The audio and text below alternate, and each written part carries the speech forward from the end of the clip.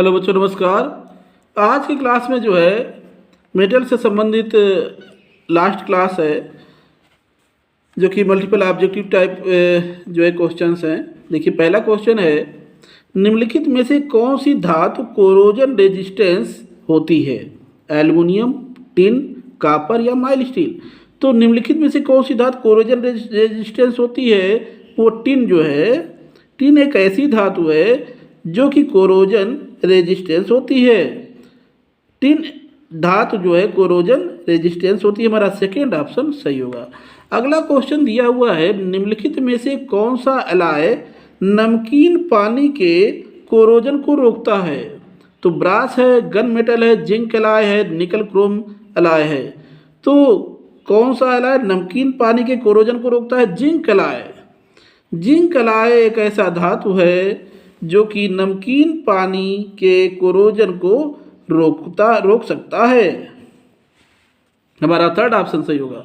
अगला क्वेश्चन दिया है, ग्रे कास्ट आयरन होता है, कैसा होता है? मेलिबल होता है, डक्टाइल होता है, टेंसाइल होता है या सुदृढ़ होता है? ग्रे कास्ट आयरन जो है सुदृढ़ होता है। हमारा फोर्थ ऑप्शन सही होगा। ग्रे कास्ट आयरन कैसा होता है? सुदृढ़ होता है।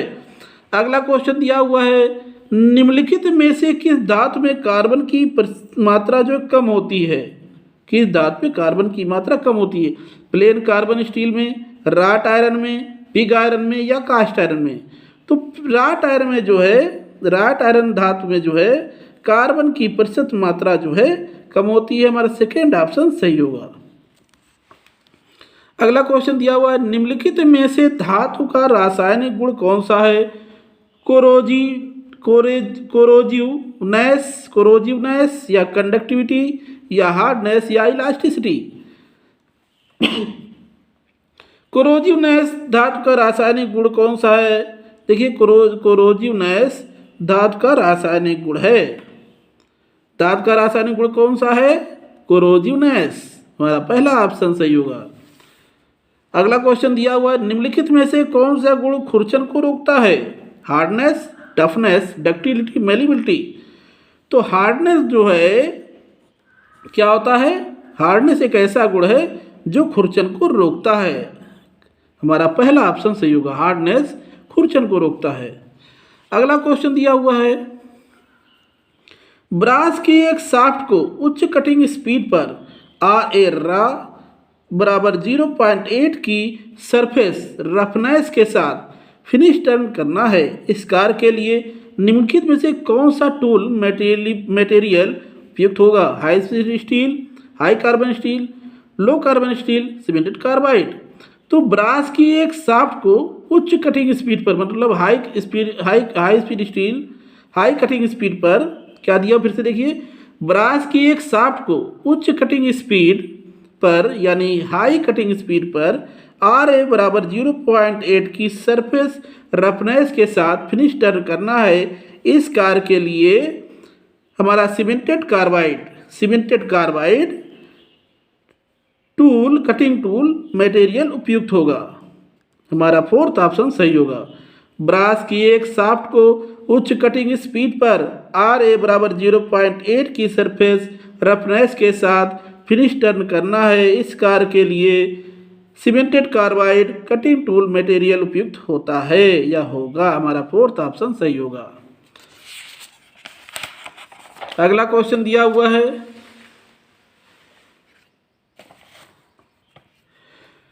फोर्ज किए हुए एक सॉलिड बोरिंग टूल की धातु होती है। फोर्ज किए हुए एक सॉलिड बोरिंग टूल की धातु होती है हाई स्पीड स्टील की, टंगस्टन कार्बाइड की, स्टेलाइट की या कास्ट आयरन की? तो फोर्ज किए हुए सॉलिड बोरिंग टूल जो धातु होती है वो हमारी हाई स्पीड स्टील की होती है। फोर्ज किए हुए सॉलिड बोरिंग टूल की जो धातु होती है वो हाई स्पीड स्टील की होती है। हमारा पहला ऑप्शन सही होगा। अगला क्वेश्चन दिया हुआ है, राट आयरन से चेन लिंक्स बनाने के लिए निम्नलिखित में से गुणों का कौन सा ग्रुप उपयुक्त होता है? तो देखिए, डक्टिलिटी, मेलिबिलिटी और हार्डनेस। सेकेंड है हार्डनेस, टफनेस और डक्टिलिटी। थर्ड है मेलिबिलिटी, डक्टिलिटी और टफनेस। फोर्थ है हार्डनेस, टफनेस और ब्रिटलनेस। तो राट आयरन से चेन लिंक्स बनाने के लिए हमारा जो है मैलिएबिलिटी, डक्टिलिटी और टफनेस गुणों का ग्रुप उपयुक्त होता है। हमारा थर्ड ऑप्शन सही होगा। फिर से देखिए, राट आयरन से चेन हुक्स बनाने के लिए जो है मैलिएबिलिटी, डक्टिलिटी और टफनेस गुणों का ग्रुप उपयुक्त होता है। हमारा थर्ड ऑप्शन सही होगा।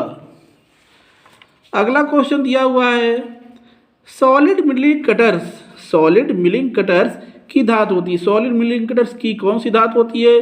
सिंटर्ड कार्बाइड की, हाई स्पीड स्टील की, सिरामिक की, स्टेलाइट की। सो सॉलिड मिलिंग कटर्स की धातु जो होती है वो हाई स्पीड स्टील की होती है। हमारा सेकेंड ऑप्शन सही होगा। फिर से देखिए, सॉलिड मिलिंग कटर्स की जो धातु होती है वो हाई स्पीड स्टील की होती है। अगला क्वेश्चन है, स्टील में कार्बन की मात्रा बढ़ने के परिणाम स्वरूप क्या परिवर्तन होता है? हार्डनेस में वृद्धि होती है, मैलिएबिलिटी में वृद्धि होती है, डक्टिलिटी में वृद्धि होती है या स्ट्रेंथ में वृद्धि होती है। तो स्टील में कार्बन की प्रतिशत मात्रा बढ़ने से जो है हार्डनेस में वृद्धि होती है। स्टील में कार्बन की प्रतिशत मात्रा बढ़ने से हार्डनेस में वृद्धि होती है। हमारा पहला ऑप्शन सही होगा। अगला क्वेश्चन दिया हुआ है, निम्नलिखित में से कौन सा लोहे और कार्बन का मिश्रण है? निम्नलिखित में कौन सा लोहे और कार्बन का मिश्रण है? पिग आयरन है, कास्ट आयरन है, राट आयरन है या स्टील है? तो लोहे और कार्बन का जो मिश्रण है वो स्टील है। लोहे और कार्बन का मिश्रण कौन सा? स्टील। हमारा फोर्थ ऑप्शन सही होगा। अगला दिया हुआ है, बाहरी लोड के एक्शन के अंतर्गत न टूटने वाला धातु का कौन सा गुण है? बाहरी लोड के एक्शन के अंतर्गत न टूटने वाला धातु का कौन सा गुण है? स्टिफनेस है, स्ट्रेंथ है, टफनेस है या डक्टिलिटी है? तो बाहरी लोड के एक्शन के अंतर्गत न टूटने वाला धातु का जो गुण होता है वो स्ट्रेंथ होता है। हमारा सेकेंड ऑप्शन सही होगा। फिर से देखिए, बाहरी लोड के एक्शन के अंतर्गत न टूटने वाला धातु का जो गुण होता है वो स्ट्रेंथ होता है। हमारा सेकेंड ऑप्शन सही होगा। अगला क्वेश्चन दिया हुआ है, निम्नलिखित में से इलास्टिक डिफॉर्मेशन के लिए धातु की रेजिस्टेंस कौन सी है? निम्नलिखित में से इलास्टिक डिफॉर्मेशन के लिए धातु की रेजिस्टेंस कौन सी है? डक्टिलिटी है, स्ट्रेंथ है, स्टिफनेस है या टफनेस है? तो क्या है? देखिए, स्टिफनेस हमारा थर्ड ऑप्शन सही होगा। स्टिफनेस जो है इलास्टिक डिफॉर्मेशन के लिए धातु की रेजिस्टेंस जो है होती है। इलास्टिक डिफॉर्मेशन के लिए धातु की जो रेजिस्टेंस है वो स्टिफनेस है। फिर से देखिए, इलास्टिक डिफॉर्मेशन के लिए धातु की जो रेजिस्टेंस है वो स्टिफनेस होती है। हमारा थर्ड ऑप्शन सही होगा। अगला क्वेश्चन दिया हुआ है, निम्नलिखित में से धातु के किस गुण के कारण जब लोड को हटाया जाता है तो डिफॉर्मेशन के बाद धातु में उसके वास्तविक आकार में वापस आने की पावर होती है? देखिए, डक्टिलिटी है, मैलिएबिलिटी है, स्टिफनेस है या इलास्टिसिटी है? धातु के इलास्टिसिटी हमारा फोर्थ ऑप्शन सही होगा। धातु के इलास्टिसिटी गुण के कारण जब लोड को हटाया जाता है तो डिफॉर्मेशन के बाद धातु में उसके वास्तविक आकार में वापस आने की पावर होती है। फिर से देखिए, धातु के इलास्टिसिटी गुण के कारण जब लोड को हटाया जाता है तो डिफॉर्मेशन के बाद धातु में उसके वास्तविक आकार में वापस आने की पावर होती है। हमारा फोर्थ ऑप्शन इलास्टिसिटी सही होगा। अगला क्वेश्चन दिया हुआ है, निम्नलिखित में से धातु के किस गुण के कारण बाहरी फोर्सों के प्रभाव के अंतर्गत धातु बिना टूटे अपना आकार बदल लेती है? देखिए, प्लास्टिसिटी है, इलास्टिसिटी है, स्टिफनेस है या मैलिएबिलिटी है? धातु के, ये हमारा पहला ऑप्शन प्लास्टिसिटी सही होगा। धातु के प्लास्टिसिटी गुण के कारण बाहरी फोर्सों के प्रभाव के अंतर्गत धातु बिना टूटे अपना आकार बदल लेती है। फिर से देखिए, धातु के प्लास्टिसिटी, ये प्लास्टिसिटी पहला ऑप्शन, प्लास्टिसिटी गुण के कारण बाहरी फोर्सों के प्रभाव के अंतर्गत धातु बिना टूटे अपना आकार बदल लेती है। हमारा पहला ऑप्शन सही होगा।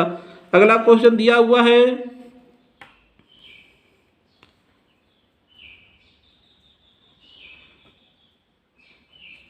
निम्नलिखित में से धातु के किस गुण के कारण धातु पर बार बार बेंडिंग या ट्विस्टिंग करने पर वह टूटने नहीं पाती है। तो ब्रिटलनेस है, स्टिफनेस है, टफनेस है या मैलिएबिलिटी है। देखिए क्या होगा, हमारा जो है टफनेस यानी थर्ड ऑप्शन सही होगा। धातु के टफनेस गुण के कारण धातु पर बार बार बेंडिंग या ट्विस्टिंग करने पर वह टूटने नहीं पाती है। किस गुण के कारण? टफनेस के कारण। फिर से देखिए, धातु के टफनेस गुण के कारण धातु पर बार बार बेंडिंग या ट्विस्टिंग करने पर वह टूटने नहीं पाती है। हमारा थर्ड ऑप्शन टफनेस सही होगा। अगला क्वेश्चन दिया हुआ है, निम्नलिखित में से धातु का कौन सा गुण धातुओं की कास्टिंग, वेल्डिंग, ब्रेजिंग और सोल्डरिंग करने के लिए आवश्यक होता है? फ्यूजिबिलिटी, मैलिएबिलिटी, टेनासिटी या प्लास्टिसिटी। तो धातु के फ्यूजिबिलिटी गुण के कारण, मतलब पहला ऑप्शन सही होगा। धातु के फ्यूजिबिलिटी गुण धातुओं की कास्टिंग, वेल्डिंग, ब्रेजिंग और सोल्डरिंग करने के लिए आवश्यक होता है। फिर से देखिए, धातु का फ्यूजिबिलिटी गुण धातुओं की कास्टिंग यानी ढलाई, वेल्डिंग यानी वेल्डिंग करना, ब्रेजिंग और सोल्डरिंग करने के लिए आवश्यक होता है। हमारा पहला ऑप्शन फ्यूजिबिलिटी सही होगा। तो बच्चों बस आज के लिए बस इतना ही। आज की क्लास में मेटल आपका कंप्लीट हो गया। सो थैंक यू, नमस्कार।